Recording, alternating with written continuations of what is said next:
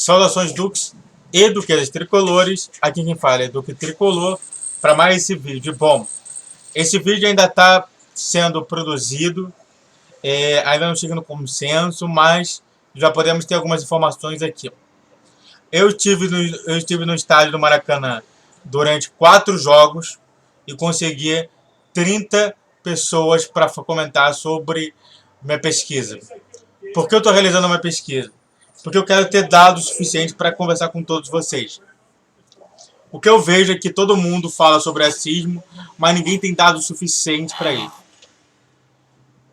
O que eu falo é isso. Eu sou psicólogo. Para quem não sabe, eu sou psicólogo. Estou trabalhando agora como criador de conteúdo do Fluminense aqui no YouTube, do que Tricolor. E eu estava me perguntando assim, cara, mas será mesmo que o que eu estou pensando é real? A torcida tricolor pensa igual como eu? Será mesmo que o time em si ele gosta muito de tal jogador, de tal situação ou não? Então, realmente falando, eu fiz essa pesquisa, uma pesquisa séria. Eu coloquei 30 pessoas para fazer essa pesquisa, mas se você quiser me ajudar a continuar complementando, você pode me ajudar no link que está abaixo para falar sobre isso, sobre realizar uma pesquisa. Você pode me ajudar. Aqui vai ter todas as perguntas, que são 4 perguntas. Então, vamos nessa. Quais são as 4 perguntas? Mas quais são as 4 perguntas? As 4 perguntas são: sobre a gestão de Mário Bittencourt, qual a sua avaliação? Muito boa, boa, regular, ruim ou muito ruim? Após isso, sobre a gestão de Fernando Diniz, é a segunda pergunta. Qual é a sua avaliação? É uma boa pergunta também. Depois disso, terceira pergunta. Para você, torcedor tricolor, qual é o melhor jogador do elenco? Essa é a terceira pergunta. E a quarta pergunta é: para você, torcida tricolor, qual é o pior jogador do Flu?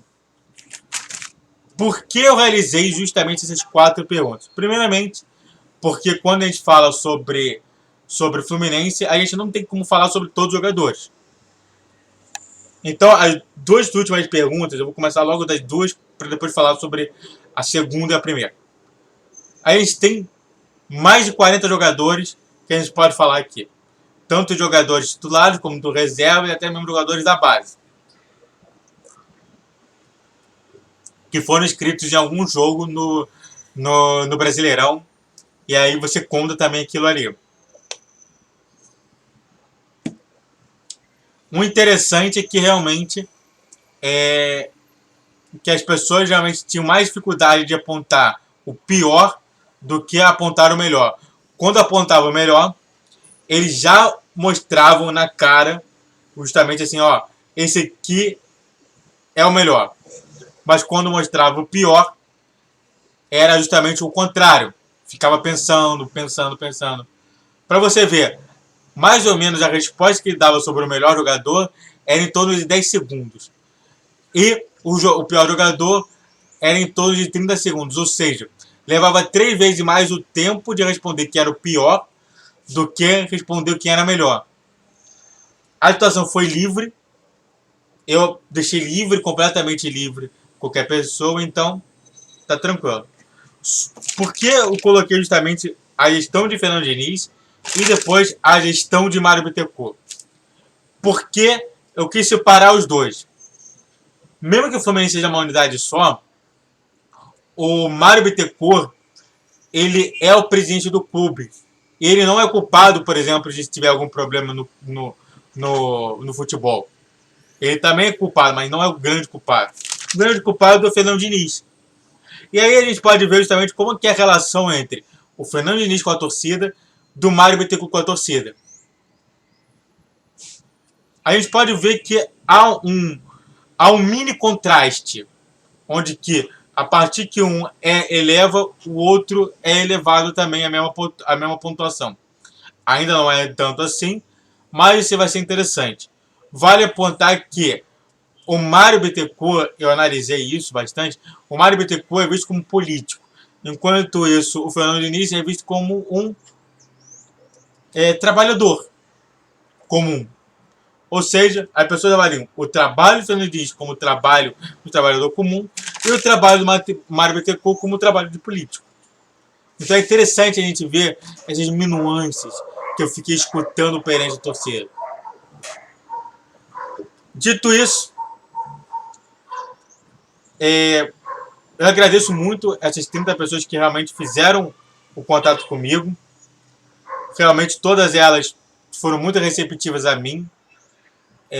Agradeço também a todo o esforço que eu consegui, realmente eu pude receber essas 30 pessoas. Eu posso até produzir mais vídeos, se vocês me ajudarem bastante, sobre esse tema, até mesmo reavaliando as notas e tudo mais. Mas, muito obrigado mesmo. Eu tô de paixão aqui. Muito obrigado por ter me ajudado, porque realmente esse foi um trabalho completamente diferenciado. Muita gente não está fazendo isso. Eu sou o único que está fazendo isso. Tá bom? Vale apontar também que nenhuma das pessoas foi realmente perguntada. Eu não quis saber o nome da pessoa. Eu não quis saber. Eu não sabia o nome de nenhuma pessoa, tá bom? Então, vamos falar antes do tema. Vamos pedir duas coisas para você. A primeira coisa é: se inscreva no canal. Isso daí me ajuda bastante a mostrar qual é o tamanho do meu canal perante a torcida tricolor. E a segunda coisa é: faz o triplo C, que é curte, comente e compartilhe. Isso me ajuda muito no meu canal. Você me ajuda muito no engajamento do meu canal. Então me ajuda a te ajudar, cara. Caso você não realize nem a inscrição no canal e nem o triplo C, o Fluminense vai cair para a Série C. Você quer que o Fluminense caia para a Série C? Ou você quer que o Fluminense continue disputando o G2 desse Brasileirão de 2022? É você que sabe. Então vem para mais esse vídeo e outro vídeo do canal. Só bora. A primeira pergunta então foi sobre a gestão de Mário Bittencourt. Qual é a sua avaliação? E bom, a primeira escolha foi boa. Boa. A segunda escolha foi regular. Regular. E a terceira escolha, muito boa. Ou seja, segundo a torcida tricolor, a gestão de Mário Bittencourt está entre regular e boa. Porque só teve um voto de muito boa. Então está mais ou menos ali. Tecnicamente falando, a gestão do Mário Bittencourt, segundo os próprios torcedores, é de 70%. É uma nota 7. Isso é interessante falar porque o que eu mais vejo, por exemplo, no Big Four, que é Netflu, no Big Five, né? Vou colocar Big Five. No Netflu, no Sentimento, no Marcelo Jovan e no canal do Elan Renato, que eu falo Elan, parece que o Fluminense é horrível. Parece que a gestão do Mário é horrível. Apenas quem dá credibilidade justamente é o canal 20, do Phil e do Gabriel do Amaral, e também do canal do Sentimento Tricolor. Ou seja, os dois estão assonantes com o clube, enquanto os outros três só são chiados de quem não quer o Mário Bittencourt porque não gosta dele. Basicamente é isso. Então, até agora a gente pontua justamente a parte do Big Five, que esses dois canais diferenciam bastante dos outros. A partir disso, outra questão. Sobre a gestão de Fernando Diniz. Qual é a sua variação? E explodindo de muito boas está essa parte, muito boa. Enquanto hoje a segunda, que teve mais votos, e foi até a segunda, foi boa. Ou seja, ainda tem torcedor que realmente acha que precisa melhorar, e os outros já veem que o Fernando Diniz é certo no Fluminense. Então, questionar se o Fernando Diniz fica ou não, para mim já não é mais o ponto. Isso é muito interessante a gente pontuar sobre isso. Todo mundo, assim, eu falava muito boa, ele fala assim, muito boa. Ou seja, na cara justamente das pessoas, quando você estava muito boa, regular, ruim, eu não consegui chegar no muito ruim. Eu nunca consegui chegar no muito ruim. Então, realmente falando, o Fernando Diniz tem que ficar pro ano que vem. Isso daí seria respeitar a toda a torcida tricolor. Vale também declarar que todos eles, quando falaram comigo, falaram assim: a gente reconhece que Diniz não tem um elenco perfeito, que talvez se melhorar o elenco, poderia a gente ganhar algum título. E é por isso que justamente o Mário tem alguns regulares. Ou seja, se o Mário quiser melhorar a situação, é muito simples. É só você contratar melhor. Sobre o melhor jogador do elenco. O primeiro colocado disparado foi Arias. Em segundo foi André. E em terceiro foi Paulo Henrique Ganso. Isso achei interessante, porque mesmo o Cano, sendo o Cano e metendo muitos gols, o Cano ficou em quarto colocado. Então isso é muito interessante, porque as pessoas podem achar que o Cano, pro torcedor tricolor, é o melhor do mundo. Só que para a torcida tricolor, segundo as informações aqui, o Arias ganhou. O Arias ganhou. Depois vem o André, após isso o Ganso, e bem próximo do Ganso, o Cano. Ou seja, realmente falando, o Cano, mesmo sendo considerado um grande expoente do Fluminense, ainda não é considerado dos melhores.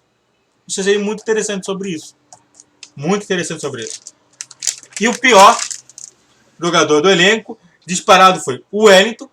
Eu acho que muito por conta dos problemas que ele teve no jogo contra o Bahia e contra o Corinthians, que tirou a gente, pelo menos, de um possível situação de melhora, por exemplo, ele entrar até numa pré-Libertadores e até mesmo numa final de Copa do Brasil. O segundo colocado foi Cristiano, muito por conta dos 9 milhões, eu coloco muito isso. Muita gente falou sobre isso, sobre esses 9 milhões, sobre o preço que a gente pagou por ele e que ele não vale tudo. E em terceiro colocado, Felipe Melo. Surgiu também o nome de Caio Paulista, mas na minha concepção isso daí é muito interessante, que é impressionante como que a gente tem duas situações aqui completamente diferentes. E teve uma abstenção, tá? A primeira coisa é o Felipe Melo, ele jogando pouco, incomodou pouco. O Cristiano jogando muito, incomodou um pouquinho mais. E o Wellington, que não jogou nada, que quase não jogou nada, que entrou esporadicamente em um ou outro jogo, incomodou demais, muito por conta dos jogos decisivos que a gente tinha para o Fluminense. Ou seja, colocar jogador decisivo não é legal. Em decisão, jogador inexperiente ou até um jogador que realmente não está comprometendo muito o clube, é justamente isso.